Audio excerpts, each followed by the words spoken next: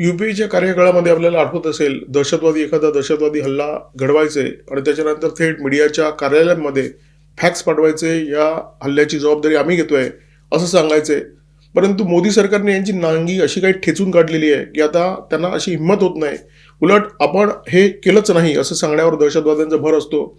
दिल्लीमध्ये जेव्हा बॉम्बस्फोट झाला, त्याच्यानंतर इस्लामाबादमध्ये, पाकिस्तानमध्ये सुद्धा बॉम्बस्फोट झाला आणि पाकिस्तानने हा बॉम्बस्फोट घडवला अशी चर्चा होती. आणि हा बॉम्बस्फोट कशाला घडवला की जर भारतामध्ये दहशतवादी कारवाया होतात तर आमच्याकडे सुद्धा होतात, आम्ही सुद्धा दहशतवाद्यांचं लक्ष आहोत असं सांगण्याचा प्रयत्न पाकिस्तानने केला होता.